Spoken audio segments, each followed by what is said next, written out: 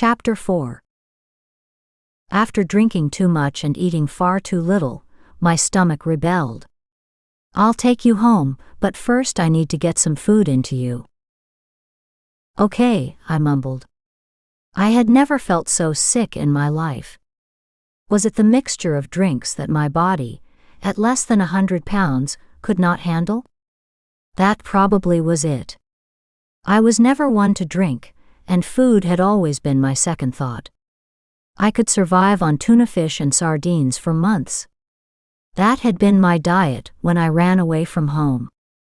I had loaded up on tuna and crackers from the pantry and stashed the cans and opener in my backpack to see me through my next meal. "I'll let Marianne know that I will be escorting you home." He pulled out his phone and texted her. Helping me to my feet, a sober Charles marched me through the doors, shielding me from cameras. I climbed into Charles's limo, too sick and too drunk to care. I could have been abused in the worst possible way if Charles had been less than a gentleman. That's how sick and weak I felt.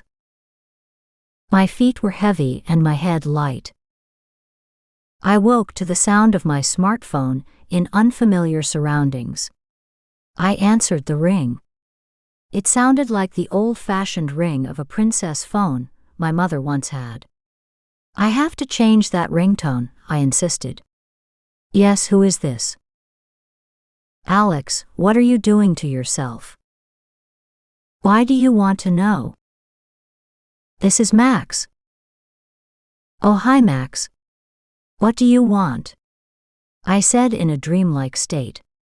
I thought it was a dream until I rolled over and felt the sheets. They were Egyptian cotton, with a thread count of over 1,000. I hadn't felt this great lately on my rough 200-count sheets. I was not in my own bed. I looked around and saw nothing that reminded me of home. It was too luxurious to even imagine. There were no Monets, fake or otherwise, hanging on my wall with a little light for viewing. Then I glanced over to see a portrait of a woman who looked almost my double. "It must be his wife," I mumbled carelessly into the phone, forgetting that Max was on the other end. "What are you talking about? Did St. John drug you? You don't sound like yourself." "No one drugged me. I am perfectly fine." "I'm coming to get you." "No, you are not." I sat up. "If you set foot on Charles's grounds, he will have you arrested. I don't want you near me." "Very well. I'll see you when you're home. And you can tell St. John for me that if he touches you in any way, he will have me to deal with." For some reason, Max was fixated on St. John doing something to me. Did he think that I would give myself to another man because I gave myself to him with little effort? I would not make that mistake again. "Max, you have lost your mind. Never show up at my home without an invitation. I have to go." I pushed the button, and that was the end of Max. I felt great. One man willing to fight for me, and another wanting to be with me, not for my body, but for me the person. Yet that didn't ring true. Men don't fight for a woman's mind. They fight to have her body and soul. For now my body belonged to me, but my soul belonged to Max, and he knew it. Whenever I heard Max's voice, or when his hands touched my body, my soul disappeared into him, and I waited for it to return to me. There came a knock at the door. "Wait. I have to get dressed," I mumbled. I sat up, looking into a mirror across from the bed. I had on my short black dress from the night before, but my 6-inch heels were parked near the bed. I hopped out of the large bed and opened the door. Standing in front of me was Charles with a tray of breakfast food and a bright, nervous smile. "I'm going to leave the tray here, and when you shower." I looked at him, dressed in a blue jean shirt and pants, and I thought I had fallen in love. It was just that I missed Max, and the closeness of another handsome man became sheer distraction. How could I handle this man when I could barely control Max with his insatiable sexual desires? I don't have any clothes to change into. But of course you do. He walked to the closet, opened the door, and pointed to the miles of blue jeans I could select. See? While you were sleeping, and quite well I must say, I had someone bring in clothes for you. You can take them home or leave them here, it's your choice. I don't know what to say. Don't say anything. Just enjoy the moment. I'm enjoying you being here. St. John left the room and closed the door behind him. Rushing into the shower, I spent half an hour trying to sober up from last night. I had a wonderful time, I thought, until that pest Jonas Blackstone ruined my fun. I gobbled down a small breakfast of poached eggs, yogurt, and toast. A newspaper nicely tucked on the tray caught my attention. Reaching for the morning paper, I spied the headlines. DNA results suggest tie around heiress's neck connected to Maximilian Blackstone. I swallowed my water, coughed loudly, and choked. A picture showed the dashing, handsome, rich, sexy fuck, who I loved, sporting a wicked smile and a cigar in his hand. Where had they stolen that picture? I wished I had one in my bedroom. I tore the picture and article from the front page and slipped it into my purse. Then it came to me, no judge in the world would give Max custody of Maxim. That thought quickly faded. I dressed in a pair of jeans and a t-shirt. I walked out of the room and headed down the stairs. I saw Charles standing at the foot. You are so pretty. I wish you would let me do more for you. He held out his hand, and I took a step onto the marble floor. You can start by having your driver take me home. Can't you stay longer, at least until after dinner? You don't have to be to work until Monday, after all. It is Saturday, and my cook has prepared a wonderful meal. I don't like to eat alone. Do me this one favor for a lonely man. Charles was a very persuasive man, and first succumbed to his charms. Before dinner he took me on a tour of his estate, and we stopped at his garage, which contained every car old and new that a man who was rich and loved cars could amass. We rode through acres of land, and then to the stables where he kept his horses. He stopped and stepped out, and then opened the door for me. My wife loved animals, and especially horses. Do you know how to ride? I've never had the opportunity. Do you mean Blackstone has never taken you for a ride on his ranch? He has some of the best thoroughbred horses on that Montana ranch. No. I've never. What has he been doing with you? All he has been concerned with is satisfying his urges for sex. I know he tries to say that he was making love to me, but that is all it was. It is what it is. I don't want to discuss Max. I apologize. I'm sure you have unpleasant memories. Not at all, I said, catching and holding his gaze. Come with me. He took my hands. You can ride with me, and next week I will see that you have riding lessons. We can be together and enjoy the peace of the outdoors. Charles was busy planning my life with him. I didn't want this to happen, at least not now. I needed time to deal with Max, but I needed Charles Street John as well. I guess it was a quirk of rich, successful men to take over and control every aspect of someone's life, especially if you made the mistake of getting them involved. I had had enough of the controlling Maximilian Blackstone, and I wasn't about to hand over control to St. John. I'm going to be extremely busy for the next 2 weeks, Charles. Maybe we can discuss the offer another time. I think we should go back. I need the time to rest and ready myself for my job. My hand stroked a brown horse with a white face and adorable wide eyes. Charles placed his hand over mine. If you give me time, I could make you the happiest woman alive.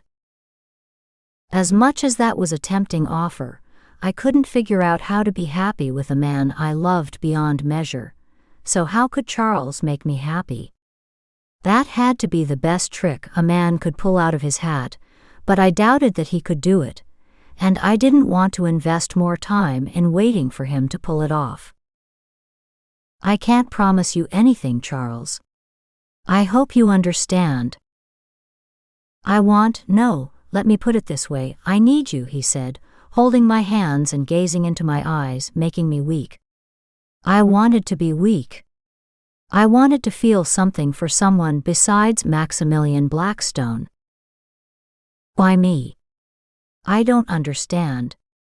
You are handsome, rich, and successful. I have all these things, but I don't have you. You are making me uncomfortable. I don't even know you. How long was it before you knew Maximilian was the one for you? I told you before that I don't want to discuss him. I turned and rushed to the car. I closed the door. Charles walked slowly to the silver convertible and hopped in. He glanced at me a moment. I didn't want to meet his eyes. I stared downward, holding my hands. He started the car, and when my mind focused on him, we were at his driveway leading to his door. Please have your driver take me home, Charles. There was disappointment in his face, but he didn't give a word of protest. He nodded, and after a minute he looked away and said in a low voice, "Whatever you desire, Alex." I made it home. A sigh of relief escaped my mouth. Charles was a man of his word. His driver took me immediately home. I lumbered through the door and found Crystal sobbing into her pillow on the sofa. What's wrong with you? Every time I find someone I like, they have to leave me. Oh, Joshua, I said, dropping my things on the table. He'll be back. You don't need to cry over him. He's faithful. I know, but I'm not as faithful as him. I just might find a bum and go off with him, and then screw it up with Joshua. I'm just like that. I don't know why I do things like that. I just do. I put my arm around her. I'm going to make sure that you don't fuck this up with Joshua. I love him like a brother, and I'm not about to let you mess up with him. So dry those eyes. You don't want to look a mess, do you? You promise. Promise me that if I stray, you will kick my ass. That I will promise. I knew what I was saying was empty threats and promises. No one can control a person's behavior. Chapter 5. Joshua flew off to Hong Kong. He left us with our tears when we tried to make him feel guilty as he boarded the jet. We each had different motives. Crystal had found a truly honest and caring man, and deep down in her shallow mind, she knew it, and I couldn't bear to part with a big brother who wanted to see me happy. So Crystal and I sent Joshua away and had our pity party, along with a fridge full of wine that had been an unexpected present from Charles. It arrived in a crate, and by the name sketched on the outside, I knew I had never drunk such decadent wine before. The names were so French that I'm sure the French couldn't pronounce them. We opened a bottle and found some cheese and fruit to imitate what we thought Frenchmen and Frenchwomen would do when they sat at a bistro and relaxed during lunch in Paris. I had always thought about going to Paris with the man I loved. I made a toast. Here's to Paris and the men we love. We threw down another glass of wine, trying to get drunk and trying to forget our men. Sometime during our second bottle of wine, we heard the persistent ringing of my phone. Alex. Alex. Max, I have nothing to say to you. Listen, will you? This isn't Max. It's Jonas. Then I hope you don't take it the wrong way when I say, I don't want to talk to you. I understand how you feel, but let me get this out. It's Max. What's wrong with Max now? I asked, casual and unconcerned. Max expected you to return, and when you didn't, he set out in his small private jet, flying to Seattle. He thought that he could reach there before you. The last thing we heard from him was he was trying to land his plane in a valley. The weather changed quickly. I warned him before he left, but you know how he is. My legs collapsed and I found a chair. What have I done? What have I done? I said in a loud chant. Alex, Alex? I'm coming there to you, I said, my mind in a fog. No. I'm going to bring Maxim and his nanny to you. Max's plane disappeared near Seattle. That was the last signal reported. We have a team of men stationed and ready to go. Just stay calm. I've done this before. I don't want to lose my brother, he's all I've got. You have me and Maxim, Jonas. Bring Max back. I couldn't believe my newfound feelings for Jonas. I discovered that comforting Jonas made me feel better. I found empathy for him because the sound of his voice was like the lost child that Max had painted in my mind. That afternoon, I waited in anticipation of hearing from Jonas about Max. The knock on the door felt comforting, as if Max would walk through and hand me my son. Instead of Max, it was Jonas, as handsome as ever. Holding his hand was Maxim.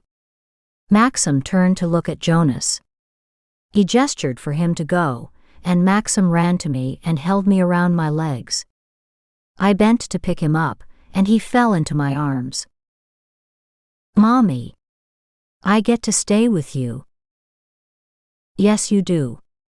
As I turned to show Maxim a room full of toys that I'd bought for him, Crystal opened her door. She stood silent and looked at Jonas, who did not miss that "where have you been all my life" look, and Jonas answered with an "I can't wait to fuck you" look. I stood to the side and watched the fatal attraction, which took me by surprise. I said, Crystal, this is Jonas. Jonas, this is Crystal. And this is Maxim. My Maxim. Maxim smiled at his introduction, but Jonas and Crystal just could not bring space between the two of them. Finally, Jonas said, You didn't tell me that I would meet the woman who would be the mother of my children. Oh God. Heaven forbid, I mumbled. Crystal shyly broke a smile and held her hand out to shake Jonas's hand. I'm pleased to meet you. Jonas reached for her hand and kissed the back of it instead. Jonas, please let Crystal go to work, she's going to be late. He turned and walked her to the door. I heard him tell her not to go anywhere because he had to search for his brother, and he would be back and hoped she would be waiting. I took Maxim inside the dining area to play with the elaborate train set Max had sent, before he decided that he should have sole custody of Maxim. Jonas stood staring at the door, as if in a trance. Jonas, what are your plans? I plan to marry Crystal. Jonas. No. I'm speaking of Max, I yelled. He jerked out of his trance. I have this team, and we are going to hike near the last signal. It's hilly country with dense forest. It's cold out there. I don't want to alarm you, but Max left without a warm coat. It was as if he had lost his mind. I've never seen him out of control. He didn't think, he just rushed to that small jet and took off. Tell me you're going to find Max. I'm going to find him and bring him home. His son needs a father. I understand that more than ever. Well, we don't want Maxim turning out like me. A small smile broke across his face. There's nothing wrong with you, Jonas, I lied. Speaking of that, when I get back, talk to Crystal for me. You will have to do that yourself.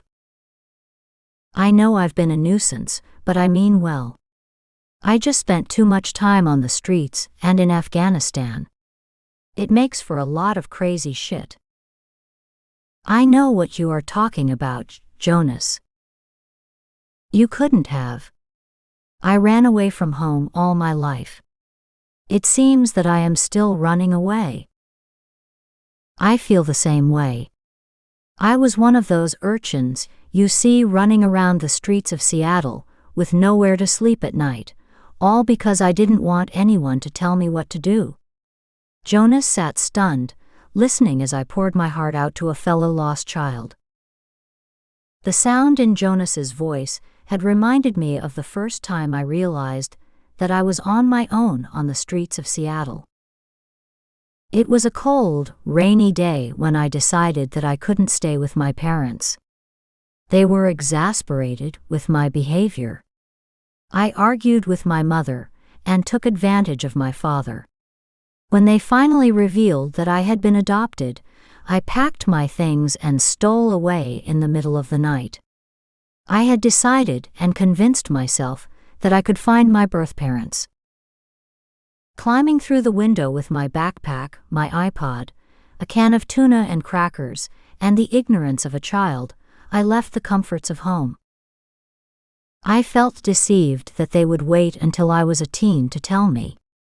I knew that something was wrong. I just didn't fit into that family. My father said that I would get over my rebellious ways, but I got worse, and my attitude toward them became unpleasant for everyone. My shouting at my mother, telling her that I hated her, was too much for my father, and he began to pull away from me.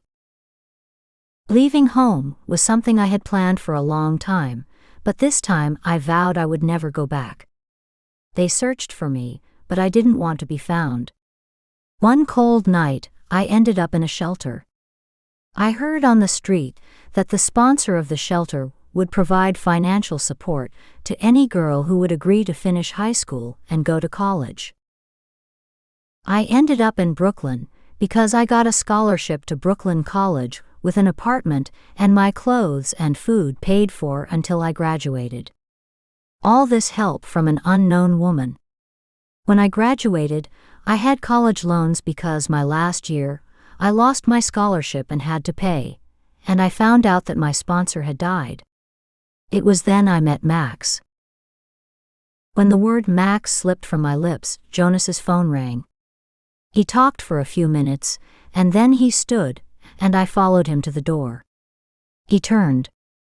My team is ready. I have to go, Alex. Say goodbye to Maxim for me. His governess will be here shortly.